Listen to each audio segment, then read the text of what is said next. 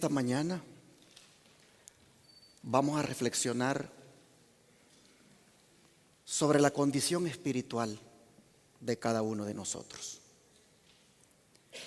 Es como que si hubiéramos venido donde el médico para que nos diga si hemos mejorado o seguimos igual. La reflexión sobre esto la vamos a hacer en el tema número 9 del seminario profético La Revelación de Jesucristo, el cual tiene por título La iglesia que perdió el amor. Abramos la Biblia en Apocalipsis capítulo 2, versículos 1 al 4.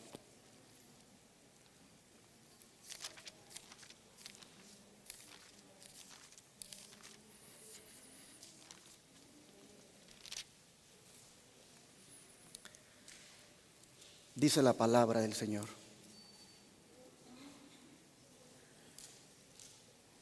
escribe al ángel de la iglesia en Éfeso, el que tiene las 7 estrellas en su diestra, el que anda en medio de los 7 candeleros de oro, dice esto: yo conozco tus obras y tu arduo trabajo y paciencia, y que no puedes soportar a los malos, y has probado a los que se dicen ser apóstoles y no lo son, y los has hallado mentirosos. Y has sufrido y has tenido paciencia y has trabajado arduamente por amor de mi nombre y no has desmayado. Pero tengo contra ti que has dejado, ¿qué cosa? Tu primer amor. Como nosotros vemos, la iglesia que perdió el amor fue la iglesia de Éfeso. Pero Éfeso era una de las 7 iglesias a quienes el libro de Apocalipsis les fue enviado. Y como nosotros vimos en estudios anteriores, si bien es cierto, estas iglesias eran reales porque existían allí en el Asia Menor, también, hermanos, estas iglesias eran un símbolo de la iglesia de Dios desde el año 31, cuando Jesús partió al cielo, hasta cuando el Señor vuelva a venir en gloria. En ese sentido, la iglesia de Éfeso abarca el período que va desde el año 31, cuando los apóstoles comenzaron a dirigir la iglesia, hasta el año 100. Pero ¿en qué consistía el primer amor que perdió la iglesia de Éfeso? ¿En qué consistía el primer amor que perdió la iglesia desde el año 31 hasta el año 100, que no es otra que la iglesia apostólica? Hermanos, nosotros hemos leído aquí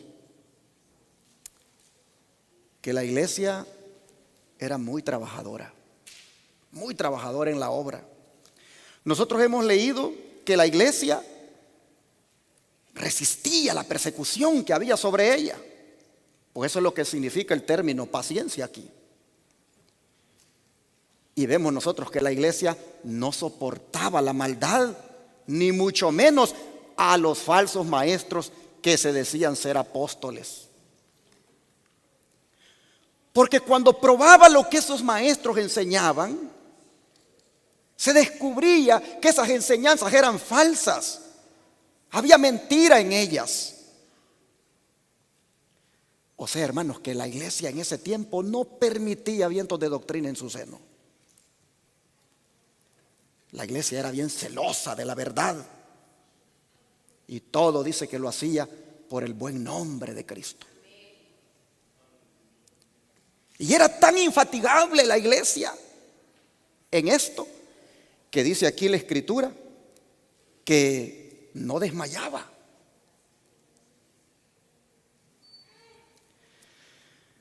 Mis hermanos, en esto consistía su primer amor. Pero ¿quiénes eran estos malos? Estos malos y estos falsos apóstoles con los que la iglesia bregaba. Miren el verso 6 para que veamos quiénes eran. Pero tienes esto, que aborreces las obras de ¿quién, hermanos? De los nicolaítas, las cuales yo también aborrezco. Noten, la iglesia y Jesús aborrecía a los nicolaítas. ¿Cómo leen ustedes allí? Exactamente. La iglesia y Jesús no aborrecían a los nicolaítas. Lo que aborrecían eran las prácticas de ellos. Entonces, cuando dice que no los soportaban, lo que significa es que no los apoyaban en lo que hacían. Pero como seres humanos, la iglesia los amaba. Es igual ahora. Hay muchas cosas que uno hace, las cuales Cristo no aprueba, no apoya, pero Él no nos deja de amar. Así que nosotros miramos que la iglesia y Jesús aborrecían las prácticas de los nicolaítas. Pero qué tan grave eran esas prácticas. Qué tan grave era ese pecado que los nicolaítas hacían para que hasta el mismo Jesús lo aborreciera. Dejemos que el don de profecía nos lo diga. Es nuestro el pecado de los nicolaítas convertir la gracia de Dios en libertinaje. Río Angera, el 76, 1887. ¿Cuál era el pecado entonces de los nicolaítas, hermanos? Que convertían la gracia de Dios ¿en qué cosa? En libertinaje. Entonces pregunto, ¿habrá nicolaítas en este tiempo? Inmediatamente el don de profecía dice que sí. Dice que se enseña mucho ahora la doctrina de que el evangelio de Cristo ha anulado la ley de Dios. Que creyendo quedamos liberados de la necesidad de ser hacedores de la palabra. Pero esta es la doctrina de los nicolaítas que Cristo condenó tan implacablemente. Signs of the Times 2:1 de 1912. Así que queda claro, mis hermanos, que cuando un pastor o cualquier cristiano está en contra de la obediencia a los mandamientos de la ley de Dios y solo enfatiza la fe y la gracia, pero no aprueba que se guarde la ley, ese es un nicolaíta. Porque la ley te dice lo que no tienes que hacer. Pero cuando tú solo quieres fe y gracia y no te importa la ley, tú lo que estás haciendo es convirtiendo la gracia en libertinaje. ¿Crees que la gracia te hace libre para hacer lo que te da la gana? Hermanos, todos aquellos líderes religiosos y cristianos que menosprecian la ley de Dios y se deleitan en la gracia y en la fe, pero menosprecian la ley de Dios, no solo son nicolaítas, sino que pasan por alto, hermanos, para su propia conveniencia, pasan por alto las palabras de Romanos 3:31. ¿Qué dicen? Vamos a leerlas. Romanos 3:31. Vean ustedes lo que dice el apóstol acá.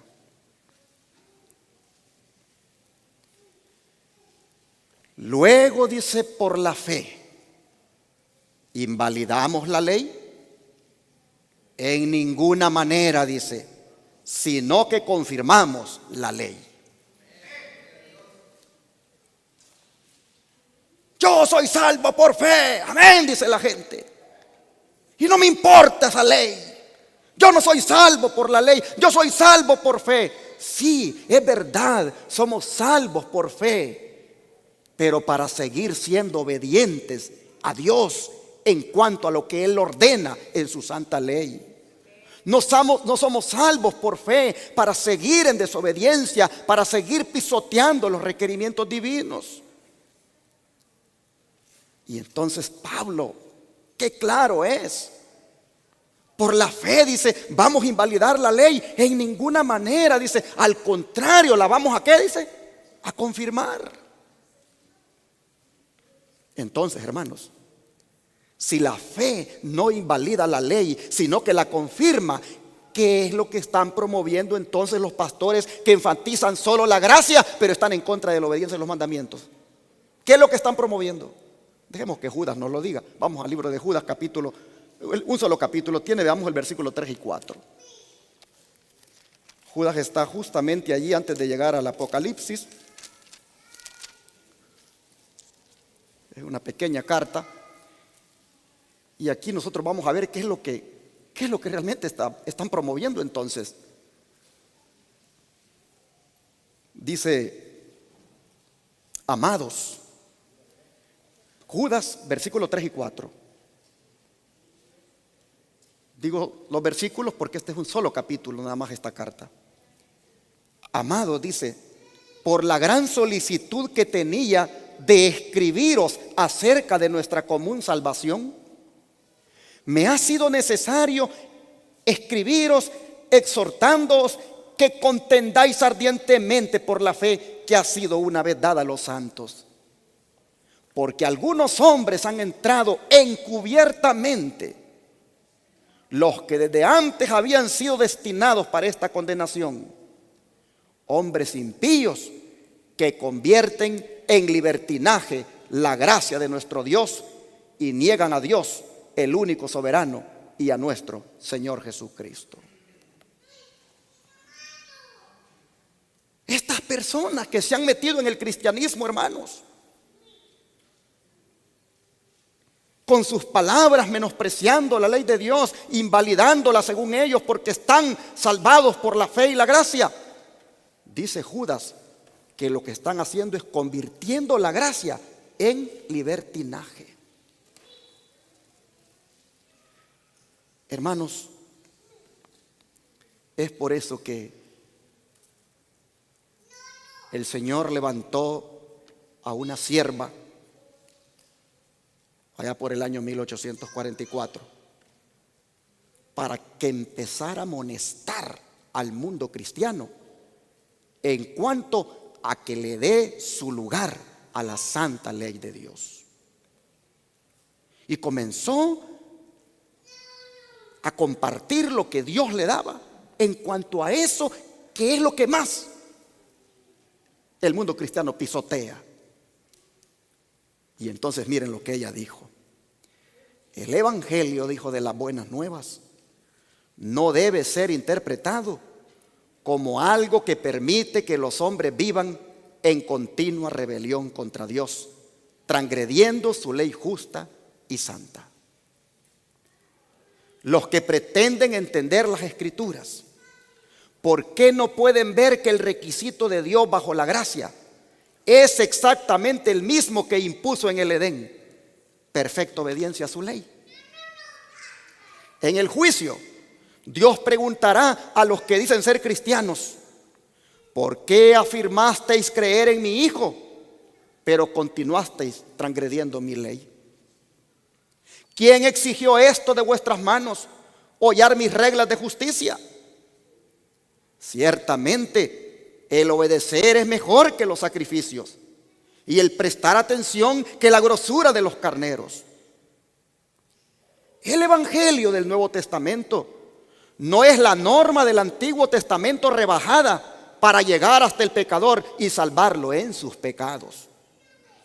Dios pide obediencia de todos sus súbditos, obediencia completa a todos sus mandamientos. Río Angel, 21/9/1886. Todos los cristianos, dice, van a dar cuenta al Señor. Por supuesto, los que menosprecien los preceptos divinos que Él dio en su santa ley, van a dar cuenta por pretender que agradan a Dios al fomentar y hablar bonito de la gracia, pero al mismo tiempo pisoteando la ley del Señor.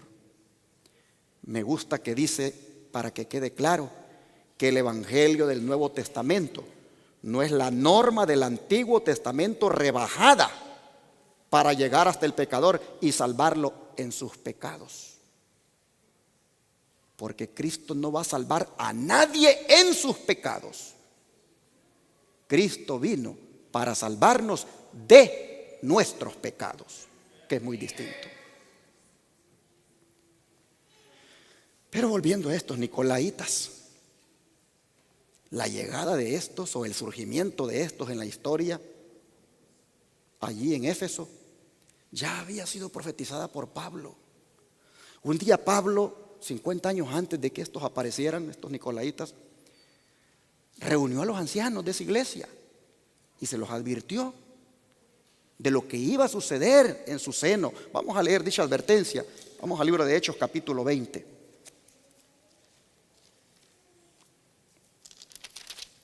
Hechos capítulo 20, versículos 16 al 18.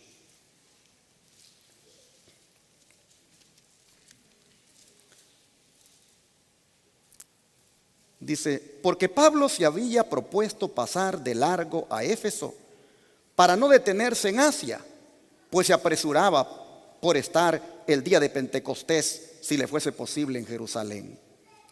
Enviando pues desde Mileto a Éfeso, hizo llamar a los ancianos de la iglesia, a los de la iglesia de Éfeso, de la que estamos predicando ahora. Y cuando vinieron a él, dice, sus ancianos, les dijo, vosotros sabéis cómo me he comportado entre vosotros todo el tiempo desde el primer día en que entré en Asia. Ahora miren los versículos 28 al 30.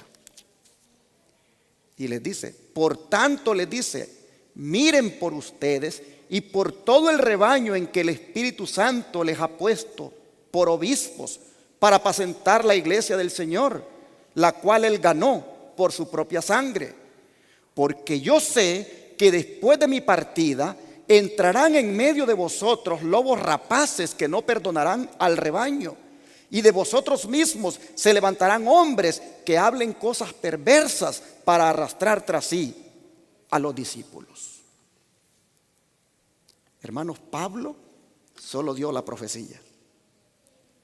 No vio el cumplimiento literal de sus palabras. Pero Juan, el último de los apóstoles, él sí miró y le tocó bregar contra esos nicolaitas que se infiltraron en la iglesia para confundirla en cuanto a la doctrina.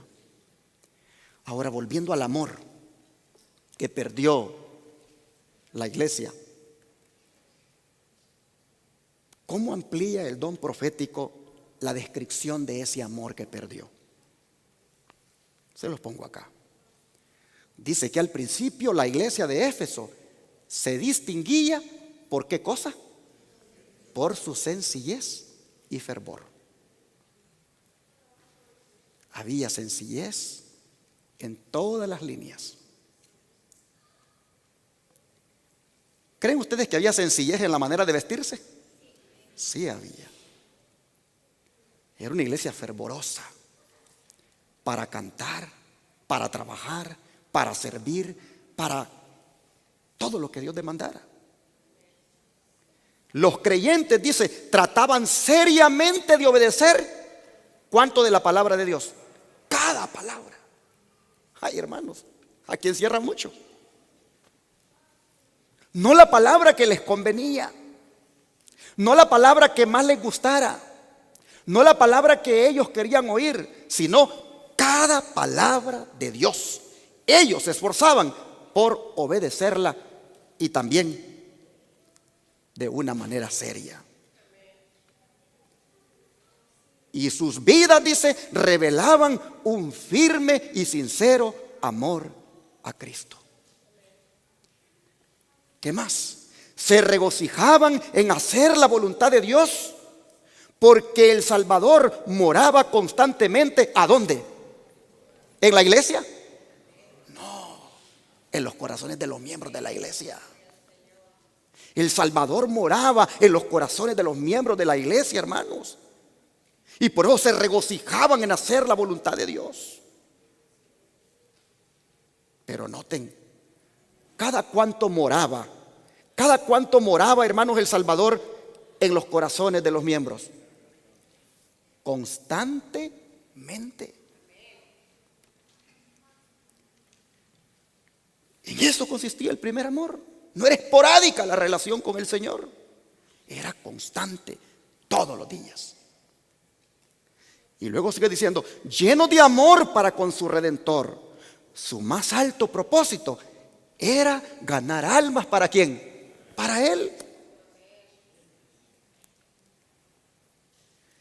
Ellos, dice, no pensaron en atesorar para sí el precioso tesoro de la gracia de Cristo. No. Sentían, dice, la importancia de su vocación. Y cargados, dice, con el mensaje sobre la tierra, paz entre los hombres, buena voluntad, ardían en deseos de llevar las buenas nuevas de la salvación a los rincones más remotos de la tierra. Por es que Pablo, cuando le manda la carta a los romanos, les dice, vuestra fe, les dice, se divulga por todo el mundo, les dice. Es que estaban pero tan gozosos de haber conocido al Señor, que, hermanos, donde quiera ellos hablaban de eso. Sentían esa carga, dice, esa carga que habían leído en la palabra cuando dijo aquel ángel que sobre la tierra paz entre los hombres, buena voluntad. Sentían ellos esa carga que debían compartir, esa buena voluntad, esa buena nueva de salvación. Y entonces, dice, el mundo conoció que habían estado con Jesús. Hermano, hermana, imagínate tú que vas para el trabajo, que vas para la tienda. Imagínate que vas manejando en la calle. Imagínate que estás en cualquier lado y la gente mira que tú has estado con Jesús. Por la forma como le respondes, por la forma tan amable como lo tratas, por la manera como tú te conduces. La gente dice, esta persona ha estado en algún lugar. Se mira. Nosotros vemos aquí, hermanos, que la iglesia, esa, la primitiva, la apostólica, hermanos, el mundo conoció que ellos habían estado con Jesús. Y dice que pecadores arrepentidos, perdonados, limpiados y santificados se allegaron a Dios por medio de su Hijo. Los miembros de la iglesia estaban como, hermanos, unidos en sentimiento y en qué. Hermanos, allí no jalaba cada uno por su lado. Unidos en sentimiento y en. A veces hablamos mucho de amor, pero las acciones, cada quien con su acción diferente. Hermanos, qué interesante cómo era esta iglesia. Unidos en sentimiento y acción. El amor de Cristo era la cadena de oro que los unía. Y progresaban en conocimiento del Señor cada vez más perfectos. Y en su vida se revelaba el gozo y la paz de Cristo. Cuando se miraba a un hermano de la iglesia apostólica, no se miraba en ese hermano cara larga. Se miraba gozo. No se miraba que anduviera amargo, amarga por cosas. Tenía un gozo que lo reflejaba. Dice, visitaban a los huérfanos y a las viudas en su aflicción y se guardaban sin mancha del mundo, pues comprendían que de no hacerlo estarían contradiciendo su profesión y negando a su Redentor. Qué tremendo. Eran muy caritativos. Le daban mucho amor a la gente, pero al mismo tiempo, dice, se guardaban sin mancha del mundo. Eran muy buenos samaritanos, eran muy buenos obreros médicos misioneros, pero al mismo tiempo ellos buscaban no mancharse con las cosas del mundo. Porque si lo hacían, dice, estarían contradiciendo su profesión y negando lo que hacían, negando a su Redentor. Dice, la obra se llevaba adelante en cada ciudad. Se convertían almas y a su vez estas sentían que era su deber hablar a otros acerca del inestimable tesoro que habían recibido. ¿Quién era el tesoro, hermanos? Cristo. Yo te pregunto, ¿consideras tú que Cristo es tu mejor tesoro? Pues nosotros miramos, hermanos, que era el deber de ellos, dice, hablarle a otros del inestimable tesoro que habían encontrado en el Señor. Y luego dice, no podían descansar hasta que la luz que había iluminado sus mentes brillara sobre otros. Hechos de los Apóstoles, página 463. Ahora, hermanos, nosotros vemos, y volvamos otra vez, por favor, a Apocalipsis, otra vez al capítulo 2, versículos, donde estamos en el 1 al 4. Nosotros vemos aquí que el Señor les dice en el versículo 2, capítulo 2, verso 2, yo le dice, conozco tus obras. El Señor sabía, hermanos, cómo esa iglesia había actuado, cómo esa iglesia realmente era digna de decir las palabras tan hermosas de ellos como las que acabamos de leer aquí en el don profético y las que dijo el Señor. ¿Por qué dice que Él conoce la obra de la iglesia? Porque, hermanos, dice el versículo 1 que Él dice, anda en medio de los 7 candeleros. Y en el versículo 20, más arribita del capítulo 1, dice que representaba esos candeleros. Apocalipsis 1:20 dice, el misterio de las 7 estrellas que has visto en mi diestra y de los 7 candeleros de oro.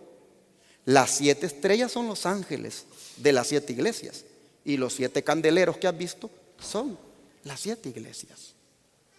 De manera que cuando dice que Él anda en medio de los candeleros, lo que Él está diciendo es que Él anda en medio de las iglesias. Él anda de aquí para allá.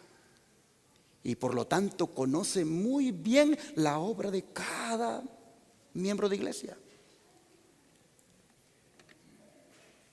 Hermanos,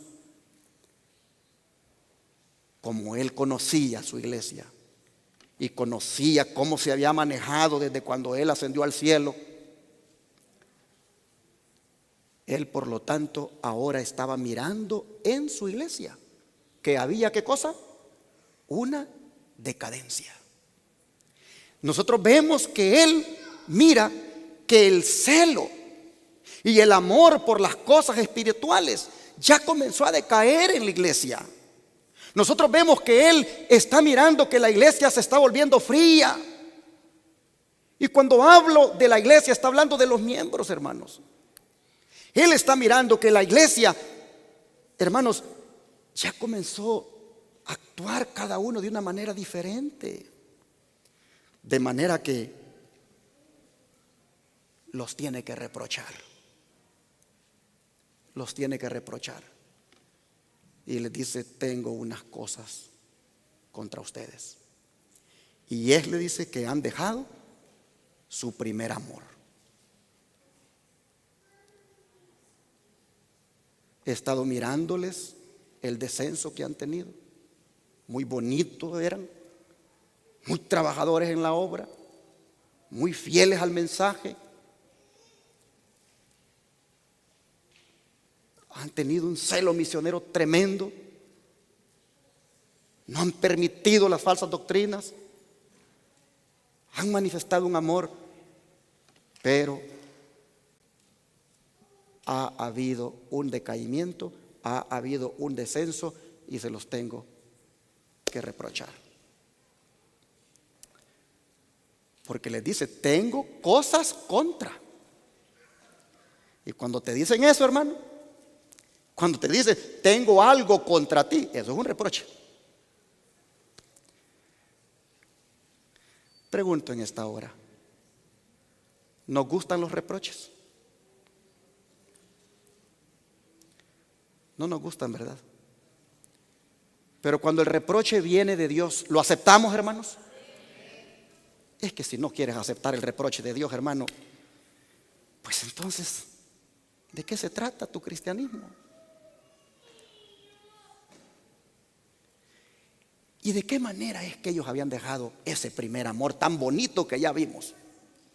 Dejemos que el mismo don profético nos diga de qué manera lo habían dejado. Miren ustedes. Pero después de un tiempo, el celo de los creyentes comenzó a disminuir y su amor hacia Dios y su amor mutuo, ¿qué cosa? Decreció. Decreció el amor en las dos direcciones. En la vertical y en la horizontal.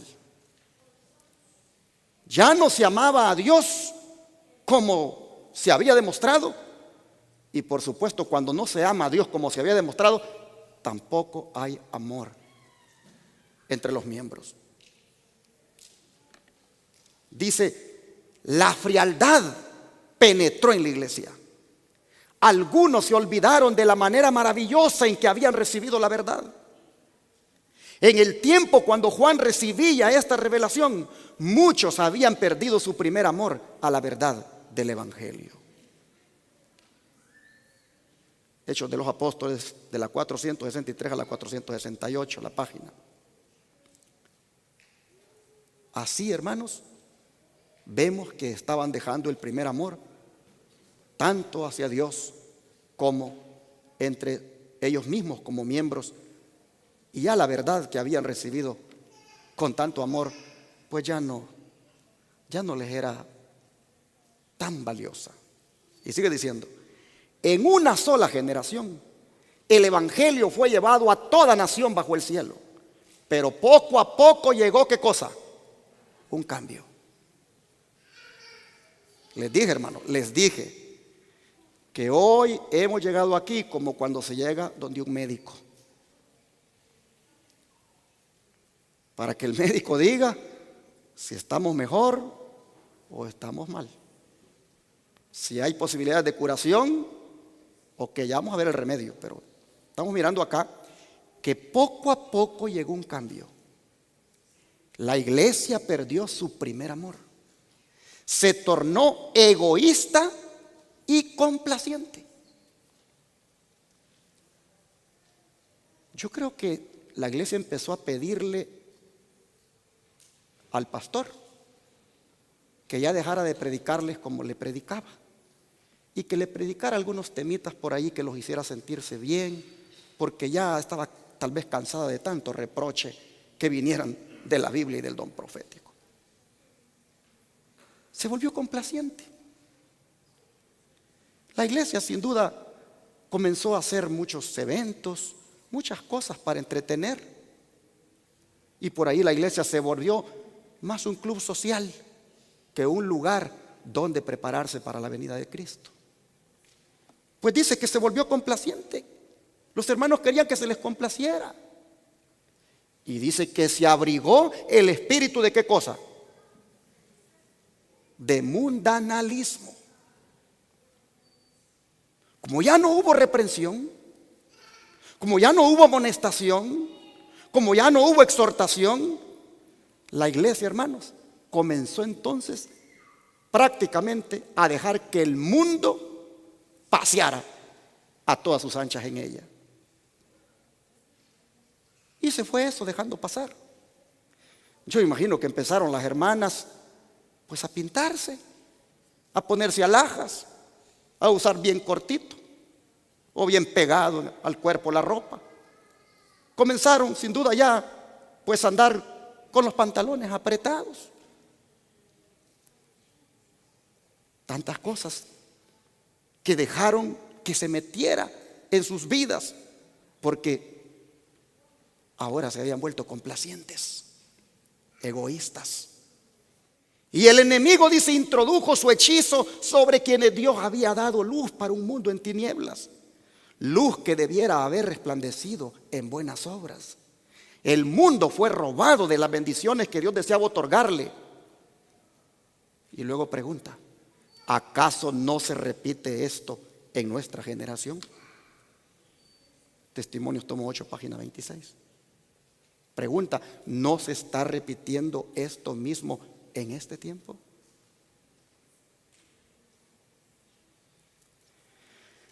Sigue diciendo en este pasaje que hemos leído de Apocalipsis 2 del 1 al 4. Se resumen, dice, las condiciones para ser aceptados por Dios. La primera experiencia de la iglesia de Éfeso la indujo a buenas obras. Dios se deleitaba en el hecho de que su iglesia reflejaba la luz del cielo al revelar el Espíritu de Cristo en ternura y compasión. El amor que moraba en el corazón de Cristo, el amor que lo movió a entregarse como sacrificio por la humanidad y a sufrir con paciencia el reproche de los hombres hasta el punto de ser llamado diablo. El amor que lo impulsó a hacer prodigiosas obras de curación durante su ministerio. Ese era el amor que debía ser revelado en la vida de sus discípulos. Y lo reveló en un tiempo, pero para este momento, cuando el Señor le dé el reproche, ya no se está revelando ese amor. ¿Por qué? Porque ellos, dice, descuidaron cultivar la compasión y la ternura de Cristo. El yo, como se manifestaba en los rasgos hereditarios del carácter, echó a perder los principios de las magníficas y buenas obras que caracterizaron como cristianos a los miembros de la iglesia de Éfeso. El yo comenzó a florecer entre ellos. El Señor entonces, dice, el Señor Jesús necesitaba mostrarles que habían perdido todo lo que era todo para ellos. El amor que impulsó al Salvador a morir por nosotros no fue revelado en su plenitud en la vida de ellos, y por lo tanto no podían honrar el nombre del Redentor. Y al perder su primer amor, se aumentó su conocimiento de teorías científicas originadas en el padre de la mentira. Manuscrito 11, año 1906. En otras palabras, hermanos, ya la verdad presente no les gustó y comenzaron entonces a andar oyendo pues mensajes que les agradara al oído, vientos de doctrina.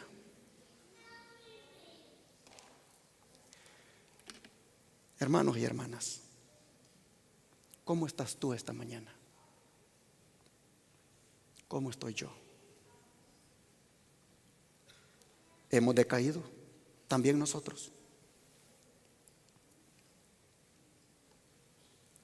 Hemos nosotros también, hermanos, perdido nuestro primer amor. Pregunto, ¿está hablándonos el Espíritu Santo esta mañana? ¿Queremos seguir oyendo al Espíritu Santo? Mire lo que sigue diciendo a través del don profético. El amor, dice, por Cristo no tiene por qué decaer. Tengo contra ti que has dejado tu primer amor. La tuya es una decadencia, una declinación en el celo santo. El propósito de Él no ha sido abandonado, pero se ha perdido el fervor. Oigan, no se ha abandonado el propósito de Él, pero sí se ha perdido el fervor para llevar a cumplir dicho propósito. ¿Cuál es el propósito de Él? Salvar a las almas. Y el propósito, pues como iglesia no lo hemos olvidado.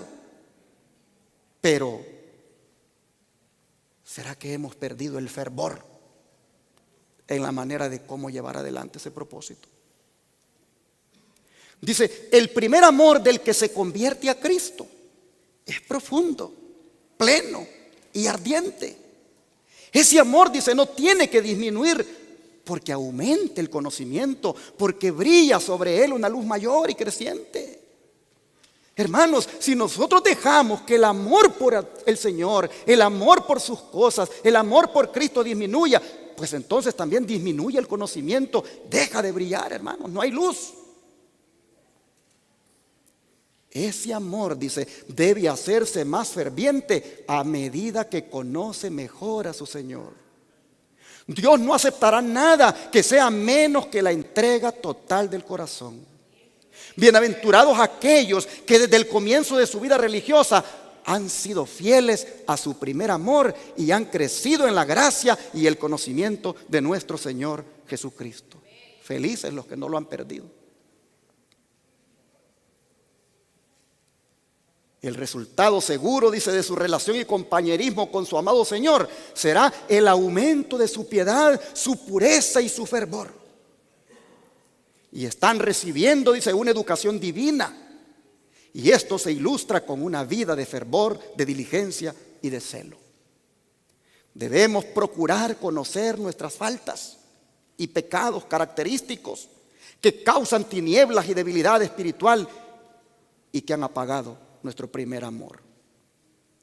Review Herald 7:6, 1887. Ojo a este último párrafo. Debemos procurar conocer las faltas del diácono, las faltas del anciano, las faltas de los hermanos. No, las mías. Debemos procurar conocer, dice, nuestras faltas y pecados característicos que han apagado el primer amor. Este no es el tiempo, hermanos, de andar viendo por qué se perdió mi hijo y de andar viendo por qué los jóvenes abandonan el camino de Dios y andar buscando responsables por otro lado. Busquémoslos en nosotros, en nuestro interior. Cómo yo como padre de familia me he portado en la casa y que ha traído al final un resultado en mis hijos. Fácil es responsabilizar a otros, pero dice que debemos procurar conocer las faltas de nosotros, los pecados característicos de nosotros que han apagado nuestro primer amor. Hermanos, nosotros estamos a punto de que Cristo venga por su iglesia. Y por lo tanto debemos hacer esto que dice el don profético. Es decir, buscar conocer mis propias faltas y pecados que han apagado mi primer amor y que me tienen en la condición caída en la que estoy. Porque dice que cuando se pierde el primer amor, prácticamente uno ha caído. Miren el versículo 5 lo que dice, capítulo 2, verso 5. Recuerda, por tanto, de dónde has caído y arrepiéntete y haz las primeras obras, pues si no, vendré pronto a ti y quitaré tu candelero de su lugar si no te hubieres arrepentido.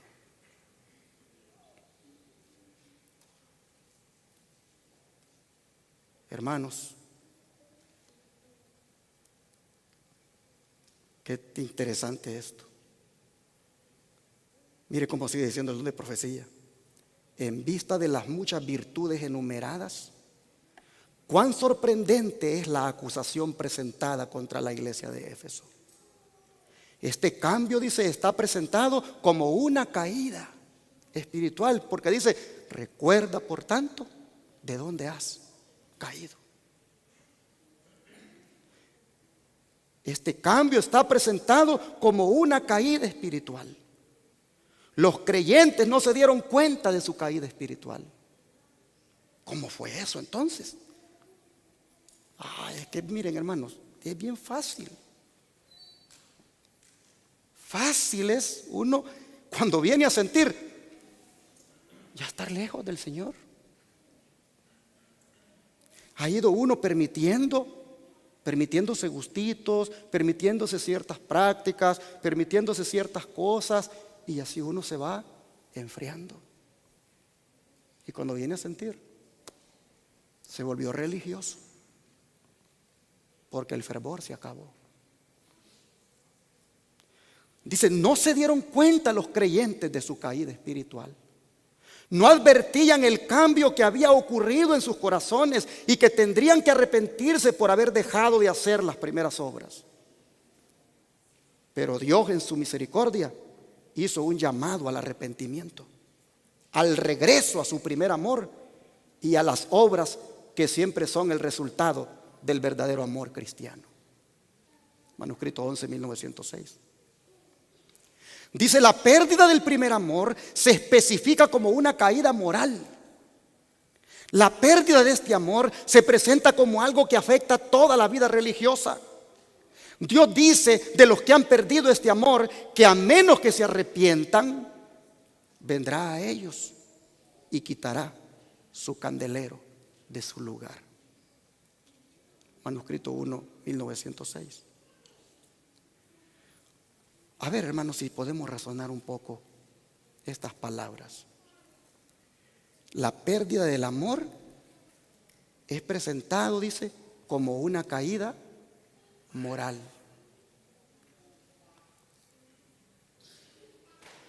Me recuerdo una vez, estábamos en un seminario y entonces estaba hablando de las clases de pecado que se cometen, porque los seres humanos somos buenos para clasificar los pecados. Y entonces estaba hablando de que hay pecados de índole moral. Y los pecados de índole moral son los que tienen que ver con el adulterio, con la fornicación. Y entonces a veces nos forman y nos enseñan que esos son los pecados que tienen que ver con la moral. Y nosotros encontramos aquí, hermanos, que dejar el primer amor, ese es una caída moral. A veces pensamos que el caído es el borracho. A veces pensamos que el caído es el drogadicto. A veces pensamos que el caído es el adúltero. Pero hermanos, lo que nos va a privar del cielo es la pérdida del primer amor. Y eso es una caída moral. ¿No creen ustedes que esto es muy peligroso? Y que es más serio de lo que pensamos. Afortunadamente Cristo nos da el remedio. Y el remedio lo tenemos en el verso aquí 5 también. Y el remedio es, número 1, se lo pongo aquí en la pantalla. El remedio está en 3 pasos. Número 1, recuerda. Número 2, arrepiéntete. Y número 3, haz las primeras obras.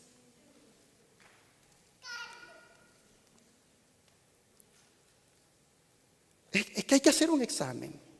Hay que acordarnos.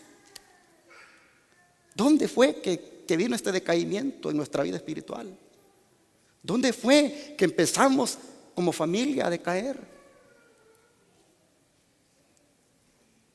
Lo primero que hay que hacer es hacer un recuerdo, hacer memoria. Y luego dice, cuando empecemos a mirar que realmente el primer amor es el que se murió, que entonces dice, nos arrepintamos, es decir, que nos volvamos, que nos regresemos. Y que nos regresemos a hacer ¿qué cosa? Las primeras obras que hacíamos. Noten que no nos dice que hagamos obras distintas, no. Solamente que hagamos las mismas que hacíamos. Como eran la de que todos los días estudiaba la Biblia. Como eran la de que siempre yo andaba buscando ver cómo me ponía a compartir el evangelio con otros. Y cuando me invitaban a la obra misionera, yo de todas maneras buscaba la forma de estar ahí para ir a hacerla. Como era también, hermanos, la de cuando andaba yo con el ministerio del Buen Samaritano, bien bonito allí. Como era también la de cuando yo andaba con la obra médico misionera. Como era también cuando yo venía a los cultos. No me los perdía, porque yo sabía que cuando venía al culto venía a encontrarme con mi Señor. Hagamos memoria. Hermanos, y al hacer memoria, también acordémonos cómo agarramos la reforma pro salud. Con qué amor, con qué agradecimiento a Dios. Y comenzamos a dejar café, a dejar carne, a dejar todas esas cosas que la ciencia médica está descubriendo que provocan enfermedades nocivas en el cuerpo. Y comenzamos nosotros a cooperar con Dios para que este templo del Espíritu Santo esté en buenas condiciones. Y empezamos a dejar aquí, a dejar allá. Pero ahora volvimos a comer queso, ¿verdad? Volvimos a tomar café. Volvimos a comer carne. Se nos olvidó de esos principios que son tan buenos para nosotros, para tener una mejor salud. ¿No será, hermanos, que es bueno lo que dice el Señor? El remedio, mira, para tu situación es número uno, recordar. Recordar qué es lo que has dejado. ¿Qué has dejado de hacer que antes hacías?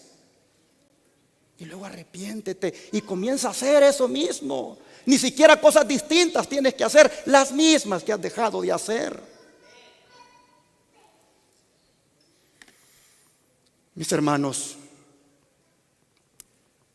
¿aceptamos el reproche de Dios en esta mañana? No hay que enojarnos. El Señor nunca nos reprocha para que nos enojemos. ¿Sabes por qué nos da el reproche? Para que nuestro candelero, mire, no sea quitado de su lugar. Porque quitar el candelero de su lugar por haber perdido el amor, lo que está diciendo es, ya no sirve para nada. ¿Para qué sirve un candelero? Para alumbrar. Y cuando lo quitamos de su lugar, ¿por qué lo quitamos? Porque ya no hace su función. Entonces dice Jesús, todo lo que yo estoy haciendo aquí es reprochándoles su decaimiento para no quitarles su candelero. Porque en la medida en que ustedes se mantengan paraditos como candelero brillando, tienen prácticamente asegurado que cuando yo venga a llevármelos, van a estar listos para que se vayan conmigo. Hermanos y hermanas, estos son los mensajes que la iglesia necesita. Estos son los mensajes que los jóvenes necesitan. Y no que se les engañe diciéndoles lo que a ellos les gusta oír o quieren oír. Porque cuando venga el Señor en aquel día, se van a llevar el gran chasco. Y van a ver que estos mensajes eran los que ellos necesitaban para su vida. Miren, hermanos, no sé ustedes, pero yo me puse a pensar, ¿y si el Señor me quitara a mí como candelero de su lugar? ¿Qué significado tendría eso para mí? Pérdida completa, pérdida total. De manera que esta mañana, con toda humildad, aceptemos el reproche del cielo. Aceptemos el reproche del Señor para que no se cumpla las palabras que dijo Job en el capítulo 18. Vamos a ver, y luego vamos a rezar aquí. Dejen marcadito aquí, porque vamos a ver lo que dijo Job, hermanos. Qué palabras que hay que ponerle mucha atención a esto. Job capítulo 18.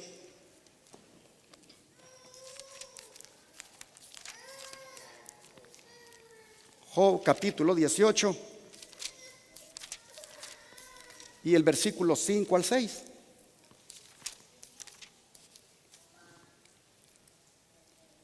Miren lo que va a pasar con los candeleros que sean quitados de su lugar. Ciertamente, dice, la luz de los impíos será apagada y no resplandecerá la centella de su fuego. La luz se oscurecerá en su tienda y se apagará sobre él su lámpara. ¿Queremos eso? Yo no quiero eso. Y para que no se dé eso, y para que eso no nos pase, es que el Señor ha venido esta mañana dándonos este reproche, hermanos. Miren cómo el espíritu de profecía sigue hablando a su pueblo. Hermanos, dice la sierva del Señor, vuestras lámparas ciertamente vacilarán y se empañarán hasta apagarse en tinieblas, a menos que hagáis esfuerzos decididos para reformar. Recuerda, por tanto, de dónde has caído y arrepiéntete y haz las primeras obras. La oportunidad ahora presentada, dice, puede ser corta. Si este tiempo de gracia y arrepentimiento pasa sin aprovecharse, se da la advertencia: vendré a ti pronto y quitaré tu candelero de su lugar. Estas palabras son dichas por los labios del sufrido y paciente. ¿Quién es Él? Cristo Jesús. Son una solemne advertencia, dice, a iglesias e individuos, de que el vigilante que nunca adormece está midiendo su curso de acción. ¿Está midiéndonos el Señor esta mañana? Sí, nos está midiendo. Ha medido a la iglesia, siempre la está midiendo el Señor. Porque no todos los que digan Señor, Señor, dijo, ¿qué cosa? Se van a salvar, sino los que hagan, ¿qué cosa? La voluntad de mi Padre. Tiene que medir. Este tipo de mensajes no se predican en los púlpitos así, de una manera que sea tan real.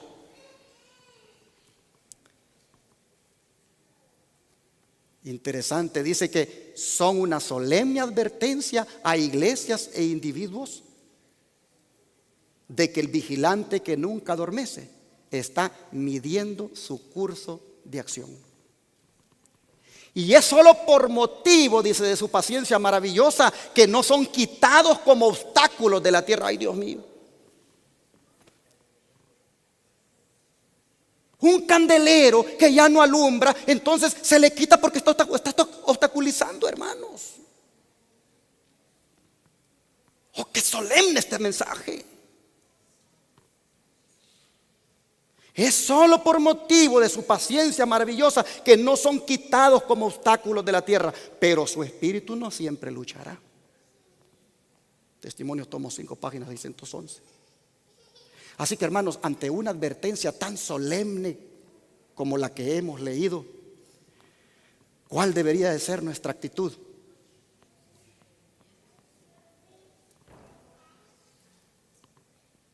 Ante una advertencia, hermanos, como esta que hemos leído, como esta que el Espíritu Santo nos ha dado, ¿cuál debería de ser nuestra actitud? Pues ya vimos allí, ¿verdad? Vamos otra vez para allá. Apocalipsis 2.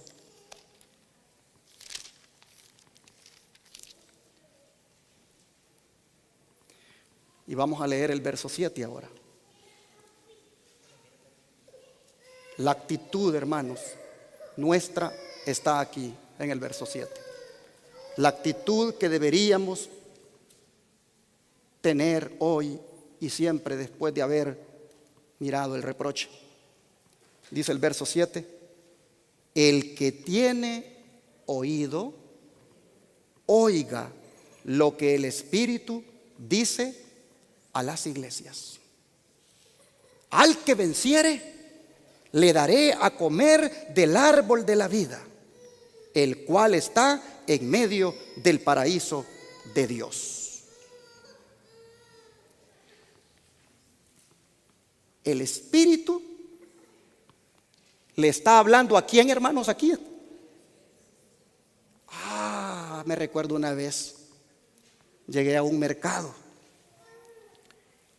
y un hermano me dijo: siempre se nos ha dicho, me dijo, que esos mensajes de la Odisea y de todas las 7 iglesias son para la iglesia, son para los hermanos. ¿No has leído, me dijo, lo que dice ahí al principio de cada carta? Al principio de cada carta dice: escribe al ángel. Todas las reprimendas para el ángel, todas las reprimendas para el pastor.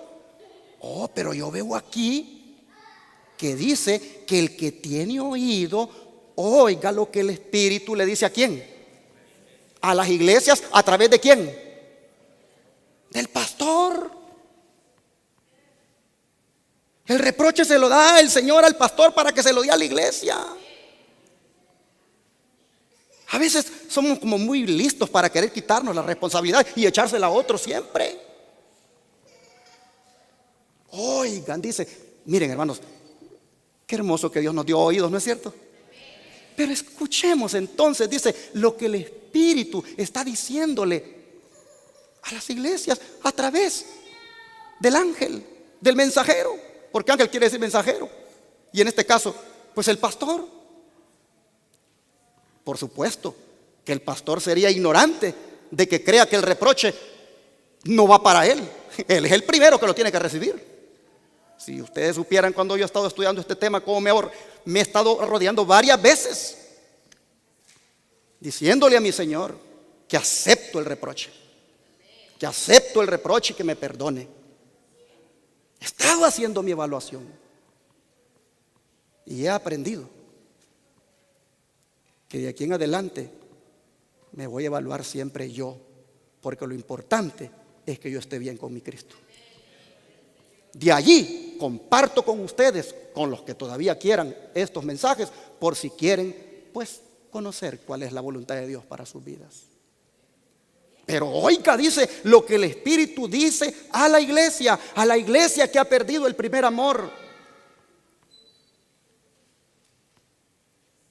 Y si lo hacemos, si le ponemos atención, si el oído lo ponemos atento para oír lo que el Espíritu ha dicho esta mañana, que los reproches que nos ha dicho ahora los aceptamos y que nos disponemos a arrepentirnos y a hacer las primeras obras, y si oímos eso, ¿qué nos ofrece el Señor aquí?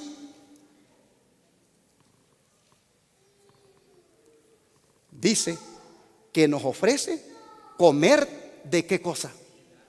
Del árbol de la vida. ¿Por qué nos ofrece comer del árbol de la vida? Porque habremos alcanzado la victoria. Pues dice, al que venciere es el que lo voy a dar a comer del árbol de la vida. ¿Que venciere qué? Que venciere toda esa tibieza, que venciere toda esa frialdad, que venciere toda esa pérdida del primer amor, que venciere esa manera de cayente en la que anda y que se ponga a cuentas con el Señor. Ese que venza, ese que logra la victoria, dice, le voy a dar a comer del árbol de la vida que se encuentra, ¿a dónde, hermanos? En el paraíso de Dios.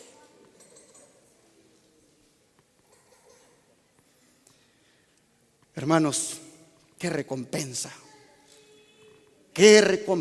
tendremos si hoy nos disponemos a vencer. Si hoy nos disponemos a lograr la victoria sobre toda esta frialdad, sobre toda esta mediocridad, ¿qué recompensa? Comeremos del árbol de la vida que está en el paraíso de Dios. Este árbol de la vida, miren qué interesante. Este árbol de la vida aparece 6 veces en la Biblia. 3 en el libro del Génesis y 3 en el Apocalipsis. El relato bíblico comienza con un árbol de la vida y termina con otro árbol de la vida. Ahora, ¿será ese árbol de la vida que está en el paraíso de Dios? De paso, la palabra paraíso quiere decir jardín, Edén. ¿Será ese árbol de la vida que está en el paraíso de Dios el mismo que estaba allá en el Edén donde Adán fue creado? Claro que sí, hermanos, es el mismo. ¿Y qué significa comer del árbol de la vida? Bueno, el don profético nos ayuda en esto. Dice, el fruto del árbol de la vida en el huerto del Edén poseía virtud sobrenatural. Comer de él significaba vivir ¿para cuánto tiempo? Para siempre. Su fruto era el antídoto de la muerte. Sus hojas eran para mantenimiento de la vida y la inmortalidad. Pero a través de la desobediencia del hombre, pues tristemente entró la muerte al mundo. Testimonios tomo 8, página 288. Y este árbol, hermanos, que comer de él significaba vivir para siempre, que era el antídoto de la muerte y que eran sus hojas para mantenimiento de la vida y la inmortalidad, este árbol, dice la mensajera del Señor Elena White, que es el que aquí en Apocalipsis dice que se encuentra allá en el paraíso de Dios. ¿Y cuándo? ¿Cuándo fue trasladado? Porque la Biblia no lo dice, ¿verdad? Ustedes ven ahí en Génesis 2 y 3 que se habla del árbol de la vida. Y ahora vienen a ver en Apocalipsis que está en el paraíso de Dios. ¿Cuándo fue trasladado allá? Volvemos otra vez a la lupa, al don profético que le ayuda a uno a entender, porque son revelaciones que la sierva del Señor Dios le dio. Miren ustedes, el huerto del Edén permaneció en la tierra mucho tiempo después que el hombre fuera expulsado de sus agradables senderos, según dice Génesis 4:16. Durante mucho tiempo después, dice, se le permitió a la raza caída contemplar de lejos el hogar de la inocencia, cuya entrada estaba vedada por los vigilantes ángeles. En la puerta del paraíso, custodiada por querubines, se revelaba la gloria divina. Allí iban Adán y sus hijos a adorar a Dios. Allí, en la entrada, no podían entrar, solo verlo, sí, pero allí renovaban sus votos, dice, de obediencia a aquella ley cuya transgresión los había arrojado del Edén. Pero aquí viene cuándo fue que fue trasladado al cielo ese árbol.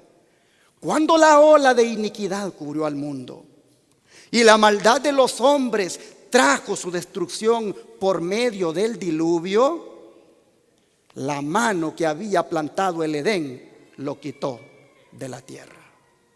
¿Cuándo, hermanos?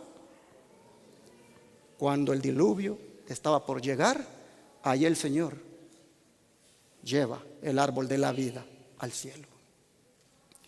Pero dice, en la restitución final, cuando haya un cielo nuevo y una tierra nueva, según Apocalipsis 21:1, será restaurado y más gloriosamente embellecido ese árbol que al principio. Entonces dice, los que hayan guardado los mandamientos de Dios respirarán llenos de inmortal vigor bajo el árbol de la vida. Y a través de las edades sin fin, los habitantes de los mundos sin pecado contemplarán en aquel huerto de delicias un modelo de la perfecta obra de la creación de Dios, incólume de la maldición del pecado. Allí dice, contemplarán una muestra de lo que toda la tierra habría llegado a ser si el hombre hubiera cumplido el glorioso plan de Dios. Patriarcas y Profetas, página 41.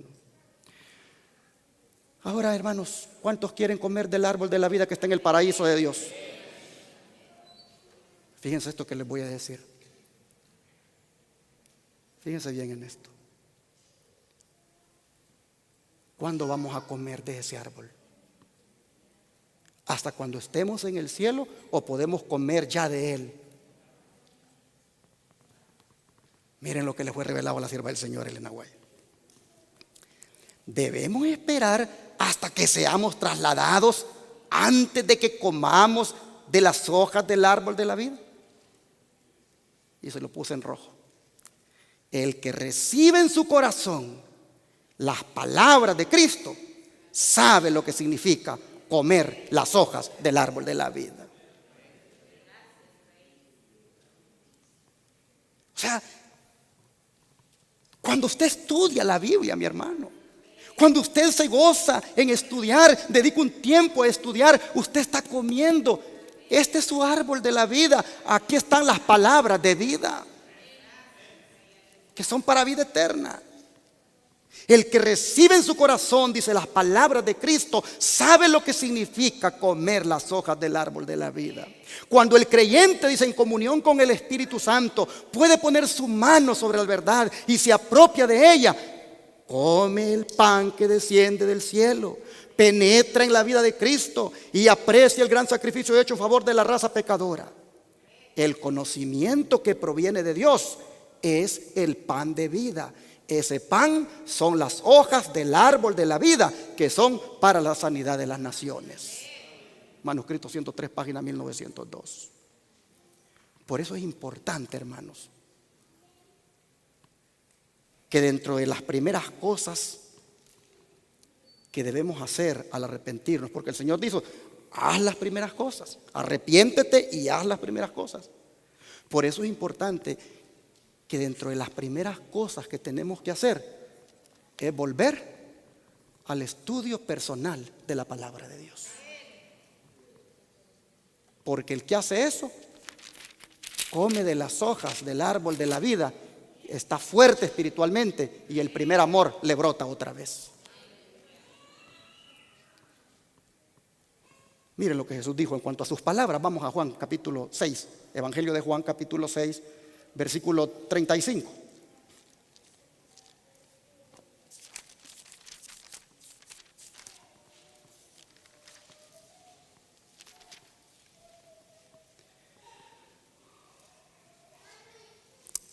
Versículo 35 dice: Jesús les dijo: yo soy el pan de vida. El que a mí viene nunca tendrá hambre, y el que en mí cree no tendrá sed jamás. Ahora mire lo que dice el verso 63. Dice el 63: el espíritu es el que da vida, la carne para nada aprovecha. Las palabras que yo os he hablado son espíritu y son vida. ¿Y dónde están esas palabras que él habla? En las Escrituras. El que come de esta palabra, hermanos, está nutriéndose, está recibiendo vida, porque sus palabras, dice, son vida. Así que, hermanos, ojalá que dentro de las primeras cosas que Cristo dice que tenemos que hacer si reconocemos nuestro decaimiento, sea esta la de volver a la palabra de Dios. Y para terminar, a la iglesia que perdió el amor, el apóstol Pablo le dice lo siguiente en Efesios 5, versículo 2.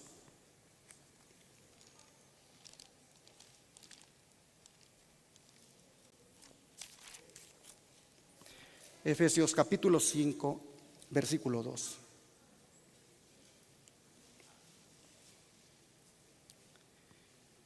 Y andad en amor, como también Cristo nos amó y se entregó a sí mismo por nosotros, ofrenda y sacrificio a Dios en olor fragante. Como lo que se ha perdido es el amor por el Señor y las cosas que tienen que ver con el Señor, que se han dejado de hacer, que se han dejado de practicar. Como lo que se ha perdido es eso, Pablo le dice a los hermanos de Éfeso: andad en amor. Cuando él dice andad en amor, está presentando el amor como un camino. Como un camino donde el cristiano debe andar. Mis hermanos, en esta mañana yo quisiera invitarles a que hagamos de el andar en amor un hábito. ¿Qué les parece? Quisiera invitarles a que andemos de ahora en adelante, hermanos, en la vida, en una atmósfera de amor, para que así ya no se nos siga reprochando que lo hemos perdido. ¿Cuántos van a ponerle atención esta mañana al Espíritu Santo? El Espíritu ha hablado a la iglesia.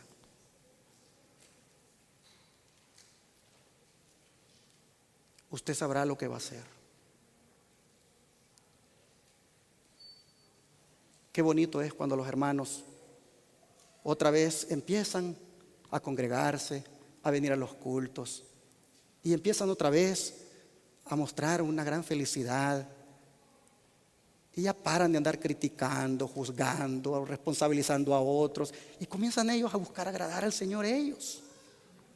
Y comienza a verse esa iglesia que los miércoles o los martes o el día que sea de culto, ahí están dándole gracias a Dios por las bendiciones que les ha dado, por el trabajo que les ha dado, por el camión que les ha dado, por el empleo que les ha dado, dándole gracias a Dios porque tienen salud para ir a trabajar. Ahí están reconociéndolo y diciéndoselo al Padre. Qué bonito se mira eso.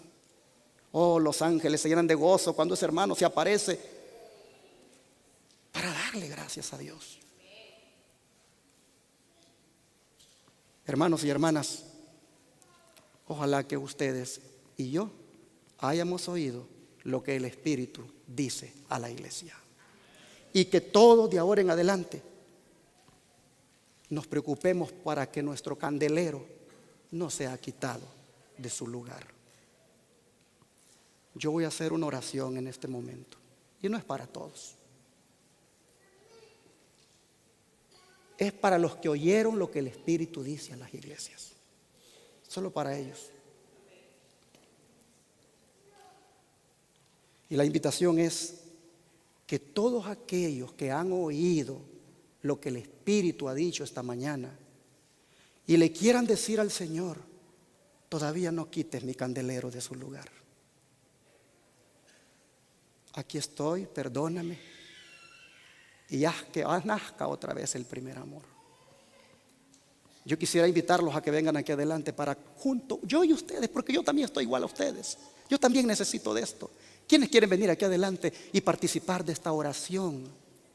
De decirle al Señor: no quites mi candelero de tu lugar, de lugar. No quites mi candelero.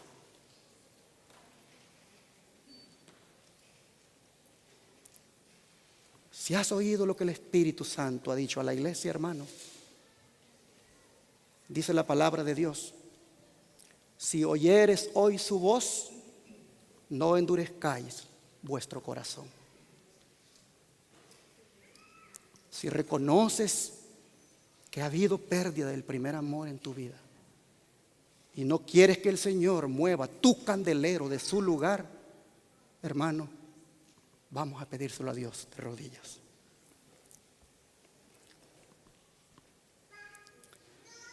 Querido Padre, esta mañana tu Santo Espíritu nos ha hablado y nos ha presentado la verdadera condición espiritual de cada uno de nosotros. Señor, todos te hemos fallado. Todos, Señor, hemos decaído. Todos en alguna manera, Padre, hemos permitido que el primer amor se haya terminado. Y hemos quedado como simples religiosos que se aparecen los sábados.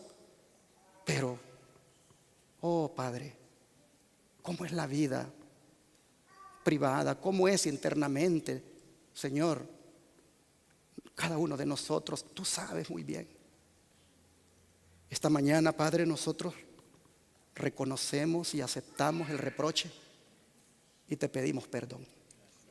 Te pedimos perdón, Señor, porque mucho de lo que ha sucedido en nosotros, en nuestros hijos, ha sido prácticamente esta la causa: la pérdida del primer amor. Hoy, Padre, nosotros hemos entendido y no solo pedimos que nos perdones, sino que te pedimos que nos ayudes para que el primer amor vuelva a nosotros. Y Padre, si tenemos que esforzarnos para hacer las primeras obras, aquí estamos listos para hacer esas obras. Y necesitamos de tu ayuda. Necesitamos que tú nos sostengas para que esas primeras obras que eran fruto del primer amor, oh Señor, las volvamos a hacer. Padre, te ruego en esta hora que a todos los que han oído lo que el Espíritu ha dicho a la iglesia y que ahora humildemente lo reconocen, oh Señor, tú vengas a sus vidas y les reavives otra vez. Que pongas tu Santo Espíritu en cada uno de estos hijos e hijas que están aquí adelante y que lo pongas también en mí para que el primer amor no se vuelva a acabar, sino que pueda estar fuerte hasta la venida tuya. Oh Padre, en esta hora te pido que nos ayudes y que todas las primeras obras que hacíamos cuando recién llegamos a este mensaje, cuando recién, Señor, estábamos enamorados de ti, oh Señor, te rogamos que eso vuelva a nosotros. Pido para que todos tus hijos e hijas que están aquí les vuelva, Señor, el hambre por tu palabra, que les vuelva el deseo de comer de las hojas del árbol de la vida anticipadamente en tu palabra. Oh Dios, suplico para que cuando toque quitar el candelero de aquellos que no se quisieron poner a cuentas y que no quisieron, Señor, humillarse, arrepentirse y hacer las primeras obras, te pido, Padre, que cuando eso llegue y muchos candeleros sean quitados, oh Señor, que el de nosotros nunca sea quitado, que el de nosotros permanezca para siempre. Así, Señor, en esta hora nos rendimos a ti, te pedimos tu ayuda y te rogamos a que perseveremos en esto de nunca dejar el primer amor. Gracias, Señor, gracias te damos y te lo pedimos todo en el nombre de Jesús. Amén.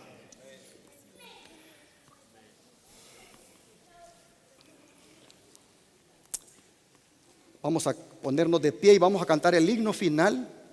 Es el 438. Iglesia de Cristo, reanima tu amor.